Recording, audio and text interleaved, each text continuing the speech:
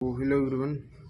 तो जैसा कि आज हम बात करने वाले हैं नीट 2027 के लिए टेस्ट सीरीज के लिए। इस बार जैसे कि मैंने एलन का लिया था और न्यू लाइट का भी न्यू लाइट का मैंने प्रिंट आउट निकाल के दिए थे और डब्ल्यू का भी जो रियल टेस्ट होता है और दो चार आकाश के भी वही फुल सिलेबस लास्ट में दिए थे।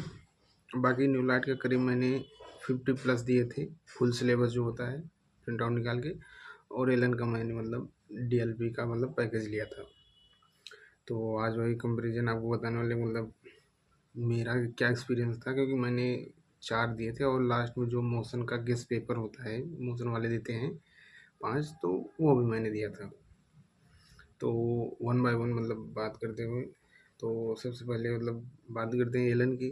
तो एलन का कहते हैं कि फिजिक्स हो गया और बायोलॉजी हो गया। बायोलॉजी में एक दो क्वेश्चन हर टेस्ट में नहीं, बट कुछ कुछ टेस्ट में आउट ऑफ सिलेबस दे देते हैं। और फिजिक्स का भी ओवरऑल लेवल बढ़िया रहता है और केमिस्ट्री का भी रहता है। तो अगर अच्छे से तैयारी रहती है तो एलन वाला तब भी बढ़िया नहीं जाता है। मेरा तो यही होता था भाई, कितना भी पढ़ के जाऊँ ज़रा गड़बड़ हो जाता था कोई ना कोई सब्जेक्ट। और उसके बाद बात करते हैं रियल न्यू लाइट की। तो न्यू लाइट का जो मैंने फुल सिलेबस दिया था, तो उसमें पीवाईक्यू कुछ होते थे जो कि नीट के नहीं होते थे, एडवांस के होते थे। क्योंकि एडवांस के क्वेश्चन जो मैंने नोट्स वगैरह में क्लास में किए थे, सर ने करवाए थे, तो वो क्वेश्चन मुझे दिखते थे। फिजिक्स में हो गया और केमिस्ट्री में भी, बायो में भाई न्यू लाइट का बायो के क्वेश्चन में एकदम टॉप नॉच होते थे। क्या ही बनाते थे। क्यों मैं जब स्टार्टिंग न्यू लाइट देना स्टार्ट किया था, तो मुझे न्यू लाइट के बायो में भाई बहुत दिक्कत होती थी। बट जैसे जैसे मैंने 20-25 दिए और उसका पैटर्न मुझे समझ आ गया कि मतलब कैसे क्वेश्चन पूछते हैं, तो मैंने उस अकॉर्डिंग एनसीईआरटी रीड करना स्टार्ट कर दिया। तो ठीक होने लगा मुझे। तो न्यू लाइट का भी ओवरऑल मॉडरेट रहता था। कुछ कुछ पेपर इजी रहते थे सेट में जो होते हैं। और फिर बात करते हैं आकाश की। तो आकाश का मैंने करीब 10 के दिए, करीब 10 दिए थे प्रिंट आउट निकाल के। तो आकाश के भी क्वेश्चन ठीक थे, बायो वगैरह ठीक रहते थे, फिजिक्स का भी ठीक रहता था और केमिस्ट्री भी ओवरऑल बढ़िया रहती थी। लेकिन मुझे आकाश में एक चीज़ थोड़ा सा वो क्या कहते हैं ना, कंसर्निंग ये लगता था मुझे। मुझे लगता था, आपके दूसरा पर्सपेक्टिव हो सकता है। बायो में आकाश के कुछ कुछ क्वेश्चन कहते हैं ना कि समझ नहीं आती थी कि कहाँ से किस टॉपिक से पूछ लिया, कौन से टॉपिक से रिलेट कर दिया। दो चार टॉपिक मिक्स कर देते थे। तो कुछ कुछ क्वेश्चन में मुझे ये प्रॉब्लम होती थी आकाश के, स्पेशली टेस्ट सीरीज में। और फिजिक्स भी मॉडरेट लेवल की रहती थी आकाश की।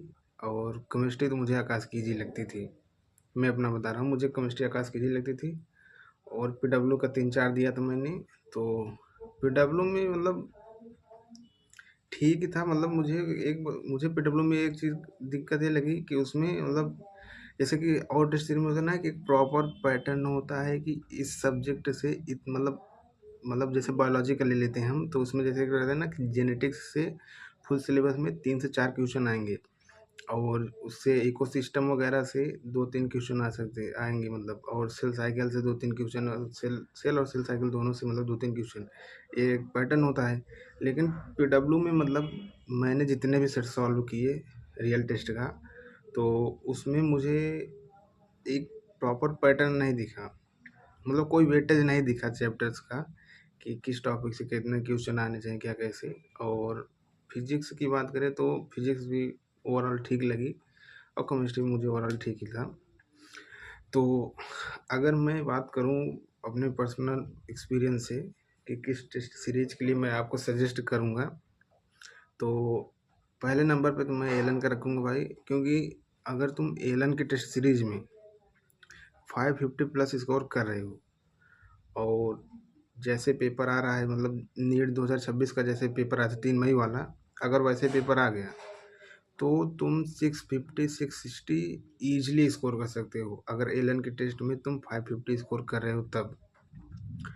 और न्यू लाइट की बात करें तो जैसे अगर न्यू लाइट का पेपर है फुल सिलेबस में, अगर न्यू लाइट के फुल सिलेबस में 580 590 और 600 के अराउंड अगर तुम स्कोर कर रहे हो, तो उसके बाद तुम अगर 3 मई वाले जैसा पेपर आ गया तो उसमें भी तुम मतलब 650 स्कोर कर सकते हो।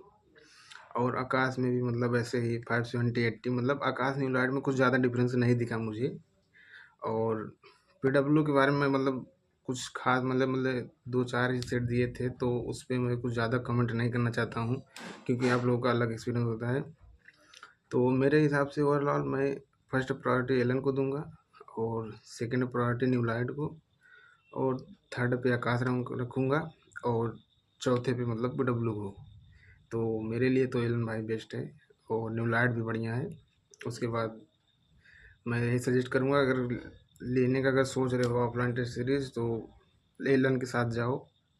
और एलन के साथ अगर मतलब उससे कम प्राइस में चाहते हो तो फिर न्यू लाइट पे जा सकते हो आप। तो बस यही था, दैट्स ऑल।